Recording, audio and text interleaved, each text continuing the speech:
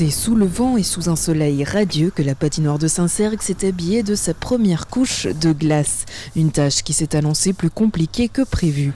Si vous voyez, en dessous c'est un peu gelé, puis en dessous il y a de l'eau. Ça veut dire que c'est pas bon. On a demandé 63 ampères, puis on a 32. Il y a la machine qui tourne à 50%.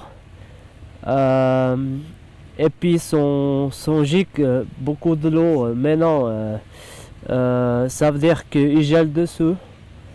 Et puis en dessous, il reste mouillé. Nous allons mettre une puissance électrique supplémentaire cet après-midi et à ce moment-là, tout devrait bien se passer. Une histoire qui finit bien pour cette patinoire de petite taille de 270 mètres carrés, dite aujourd'hui familiale. Il y a quelques années en arrière, il y avait un projet d'une immense patinoire régionale.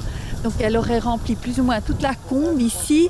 C'est la région qui l'aurait payé, mais ça aurait été très cher en tant que frais de fonctionnement pour la commune. Maintenant, on s'est dit qu'une petite patinoire de village, c'était la chose qu'on voulait. Et là, il y a eu au conseil communal un accord que vraiment nous avions envie de cela pour notre commune, pour nos habitants et pour les touristes qui viennent chez nous. Cette patinoire régionale, on sait qu'elle sera finalement à Gland. Est-ce que vous êtes déçus ?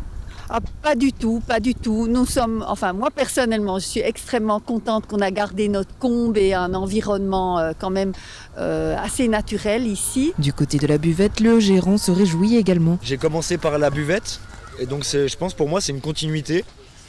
Et pour faire perdurer aussi le côté convivial de la station. On patinera à l'air libre. Je pense que c'est un vrai atout. Enfin, la nuit, ce sera sous les étoiles. Bientôt, j'enlève tout ça. Et puis, je refais la glace comme il faut. Mais on sera prêt à temps pour l'inauguration ?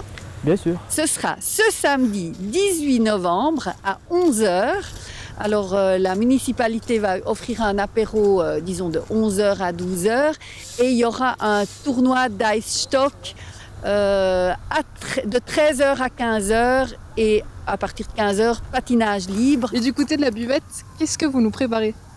Alors il y aura le retour du Brasero, de mon super vin chaud dont j'espère que j'aurai autant d'échos positifs que l'année dernière. D'ailleurs, il y a le patinoire de Nyon qui devrait passer voir pour le goûter parce que maintenant on est un peu en concurrence sur le vin chaud, au moins. Ça, c'est dit. Autre recommandation pour la fête, parez-vous de vos plus beaux habits puisque le thème sera année disco.